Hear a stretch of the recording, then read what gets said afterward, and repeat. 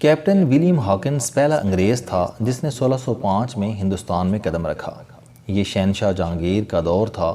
بادشاہ کی ایک صاحبزادی شدید بیمار تھی۔ ولیم ہاکنز ڈاکٹر تھا۔ اس نے شہزادی کا علاج کیا۔ شہزادی صحت مند ہو گئی۔ بادشاہ خوش ہو گیا اور اس نے روایتی بادشاہوں کی طرح ولیم ہاکنز سے پوچھا، مانگو کیا مانگتے ہو؟ ڈاکٹر نے ہندوستان میں تجارتی چوکی کی اجازت مانگ لی اور بادشاہ نے اپنے قول کا پاس رکھتے ہوئے ولیم ہاکنز کو ہندوستان میں چوکی قائم کرنے کی اجازت دے دی۔ انگریزوں نے شروع میں ہندوستان میں کپڑے کی تجارت شروع کی، لیکن انہوں نے آہستہ آہستہ پورے ملک پر قبضہ کر لیا اور یوں 1757 میں انگریز ہندوستان کی سب سے بڑی قوت بن گئے۔ 100 سال بعد یعنی 1857 میں انگریزوں کی مقامی لوگوں کے ساتھ آخری جنگ ہوئی۔ مقامی لوگ یہ جنگ ہار گئے، جس کے نتیجے میں ہندوستان میں مغل سلطنت کا سورج غروب ہو گیا اور انگریزوں کے اقتدار کا سورج نکل آیا۔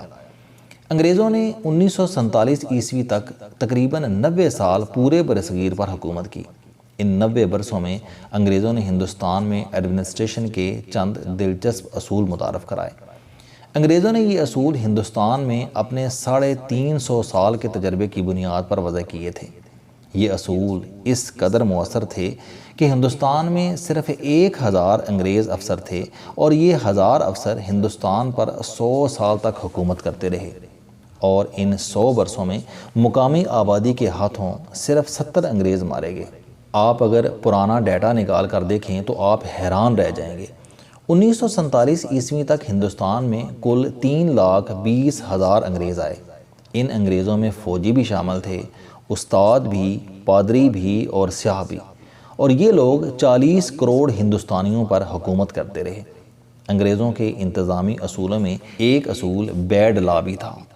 میں اس قانون یا اصول کی طرف آنے سے پہلے آپ کو ہندوستانیوں کے طرز معاشرت کے بارے میں بتاتا چلوں۔ ہندوستان کے لوگ سینکڑوں سال تک تنگ گلیوں میں چھوٹے گھروں میں رہتے آ رہے ہیں۔ ان گلیوں کو اندرون شہر کہا جاتا ہے۔ یہ تنگ گلیاں بنیادی طور پر سیکیورٹی یا حملہ آوروں سے بچاؤ کے لیے بنائی جاتی تھیں۔ انگریز ہندوستان آیا، اس نے تنگ گلیاں دیکھیں اور یہ قانون پاس کیا کہ کوئی سرکاری افسر کسی قانونی کارروائی کے لیے اندرون شہر یعنی پرانے شہر کی تنگ گلیوں میں داخل نہیں ہوگا۔ اس عجیب و غریب قانون کی وجہ سے ماضی میں جب بھی کوئی مقامی باشندہ واردات کے بعد شہر کی تنگ گلیوں میں گھس جاتا تھا تو پولیس اس کا پیچھا نہیں کرتی تھی۔ پولیس کانسٹیبل گلی کی نکڑ پر بیٹھ جاتے تھے اور اس شخص کے باہر نکلنے کا انتظار کرتے تھے، اور مجرم جوں ہی اندرون شہر سے باہر نکلتا تھا یہ اسے پکڑ لیتے تھے۔ اس قانون کی 2 حکمتیں تھیں۔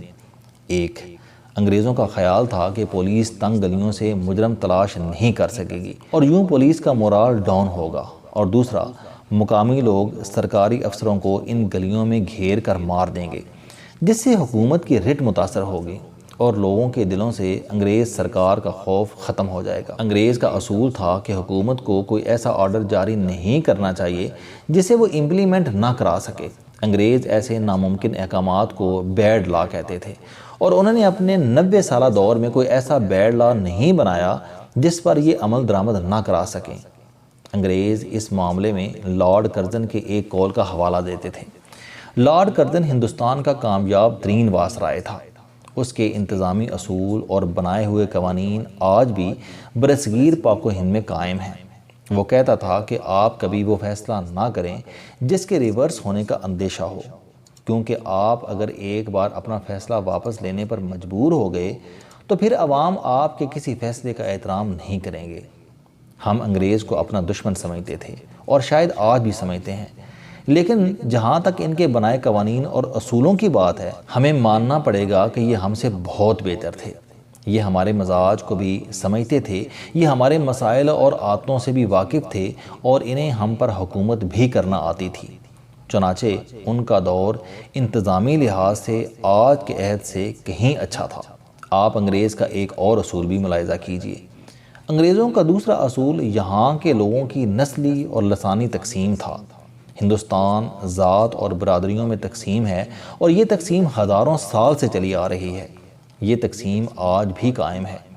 آج بھی لاہور میں الیکشن ہوتے ہیں تو ارائیں برادری کا ووٹر ارائیں نمائندے کو ووٹ دیتا ہے اور کشمیری ووٹر کشمیری امیدوار کے بیلٹ باکس میں ہی پرچی ڈالتا ہے، اور خواہ یہ ووٹر PhD ہی کیوں نہ ہو۔ ہم آج بھی موچی، ترکھان، لوہار، جلاہے کا مذاق اڑاتے ہیں اور جاگیردار، ملک، وڈیرے اور چودھریوں کی عزت کرتے ہیں۔ ہم آج بھی کمتر برادری کے شخص سے ہاتھ ملاتے ہوئے گھبراتے ہیں اور ڈرائیور اگلی سیٹ پر بیٹھتا ہے اور مالک پچھلی سیٹ پر۔ انگریز 350 سال پہلے ہماری اس نفسیات کو بھانپ گیا تھا، لہٰذا اس نے ہماری اس معاشرتی تقسیم کو قانون کا درجہ دے دیا۔ اس نے اونچی ذات کے لوگوں کو اختیار دے دیا اور یہ با اختیار مقامی لوگ بے اختیار مقامی لوگوں کو انگریز اقتدار کے سامنے سجدہ ریز ہونے پر مجبور کرتے رہے، اور انگریز 100 سال تک ہندوستان پر حکومت کرتا رہا۔ ہم نے اکثر سفید پوش کا لفظ سنا ہے۔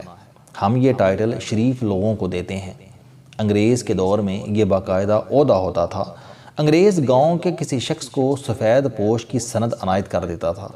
یہ معزز شخص سفید کپڑے پہنتا تھا اور یہ جب کسی سرکاری دفتر میں جاتا تھا تو اسے دفتر کے سامنے برآمدے میں بینچ پر بیٹھنے کی اجازت ہوتی تھی، اور یہ اس عزت افزائی کے بدلے میں انگریز کی مخبری بھی کرتا تھا اور اسے فوج کے لیے سپاہی اور گھوڑے بھی دیتا تھا۔ انگریز کا اصول تھا کہ یہ سفید پوشوں کو عزت دیتا تھا۔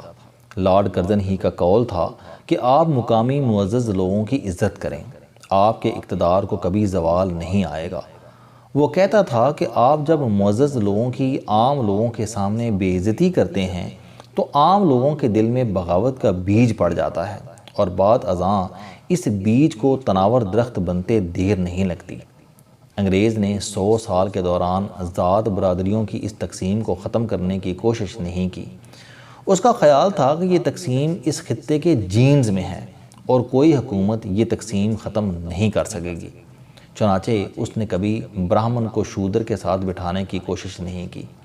یہ دو بڑے اصول تھے جن کی بنیاد پر انگریز نے 100 سال تک ہندوستان پر حکومت کی۔ آپ انگریزوں کے ان دونوں اصولوں کو دیکھیے اور اس کے بعد پاکستان کے مسائل کا تجزیہ کیجیے۔ آپ کو پاکستان میں اس وقت مسائل ابھرتے اور گمبھیر ہوتے دکھائی دیں گے جب ہمارے علاقوں میں انگریزوں کے یہ دونوں اصول توڑے جاتے ہیں۔ ہماری حکومت جب بھی کوئی ایسا بیڈ لا بناتی ہے جس پر یہ عمل درآمد نہیں کرا سکتی، یا پھر یہ لوگوں کی تقسیم کو ختم کرنے کی کوشش کرتی ہے، تو ہمارے مسائل گمبھیر ہو جاتے ہیں۔ ہمیں انگریزوں کے یہ دونوں اصول مان لینے چاہیے، کیونکہ اس کے پیچھے 400 سال کی سائنسی ریسرچ ہے۔ یہ معاشرہ ذات، برادری، زبان اور نسل میں تقسیم ہے، اور یہ تقسیم کسی نہ کسی شکل میں اس ملک میں موجود رہے گی۔ چنانچہ ہمیں اس نفسیاتی عارضے کو سامنے رکھ کر قوانین اور ضابطے بنانے چاہیے۔ پٹھان پٹھان ہے، پنجابی پنجابی ہے، سرائکی سرائکی ہے، بلوچی بلوچی ہے، سندھی سندھی ہے اور مہاجر مہاجر ہے۔ اسی طرح ذاتیں اور برادریاں بھی ایک بہت بڑی حقیقت ہیں۔ ہم ان حقیقتوں سے منہ موڑ کر اس ملک میں امن قائم نہیں کر سکیں گے۔ یہ ممکن ہے کہ اگلے 50-60 سال یا 100 سالوں میں کوئی تبدیلی آ جائے، لیکن سر دست ہم پٹھان، سندھی اور پنجابی کو اکٹھا نہیں کر سکیں گے۔ دوسرا، حکومت کو قانون بناتے، فیصلہ کرتے اور حکم جاری کرتے ہوئے احتیاط کرنی چاہیے۔ اسے کوئی ایسا قانون یا حکم جاری نہیں کرنا چاہیے جس پر بعد ازاں عمل نہ کرا سکے، کیونکہ آپ جب اپنے کسی حکم پر عمل نہیں کرا سکتے تو آپ کی رٹ ختم ہو جاتی ہے، اور حکومت کی رٹ ختم ہو جائے تو پھر یہ مداری کا سانپ بن کر رہ جاتی ہے اور لوگ اسے گلے میں ڈال کر پھرنے لگتے ہیں، اور کراچی میں بھی یہی ہو رہا ہے۔ ہماری حکومتیں 30 برسوں سے کراچی میں آپریشن کے اعلان کر رہی ہیں، لیکن یہ اعلان بیڈ لا ثابت ہو رہے ہیں۔ چنانچہ کراچی کے فسادی اب ان اعلانات پر کہہ لگاتے ہیں۔ اور دوسرا، ہم کراچی میں 400 قومیتوں کو اکٹھا بیٹھنے دیکھنا چاہتے ہیں، اور یہ بھی ہمارے مزاج کے خلاف ہے، لہٰذا حکومت کراچی میں مداری کا سانپ بن چکی ہے۔ اور ولیم کنز تاریخ کے قبرستان میں بیٹھ کر کہہ لگا رہا ہے۔ السلام علیکم دوستو، علم دوستی چینل بنانے کا مقصد موٹیویشنل اور زندگی بدل دینے والی کہانیاں آپ تک پہنچانا ہے۔ مجھے خوشی ہے کہ آپ کو یہ ویڈیوز بہت پسند آ رہی ہیں۔ کوئی بھی شخص جو مایوسیوں میں گھرا ہو، یا کوئی بھی شخص جو اپنی زندگی مثبت انداز سے گزارنا چاہتا ہے، اس کے لیے یہ چینل لائف چینجنگ ثابت ہوگا۔ میرا دعویٰ ہے کہ کوئی بھی شخص اگر اس چینل کی ویڈیوز دیکھ اور سن لے گا تو اس کی زندگی بدل جائے گی۔ اگر آپ کو یہ چینل پسند آئے تو اسے سبسکرائب کرنا نہ بھولیں تاکہ ہر نئی آنے والی ویڈیو آپ تک پہنچ سکے۔ اس ویڈیو کو دوسروں تک ضرور پہنچائیں کیونکہ یہ صدقہ جاریہ ہے۔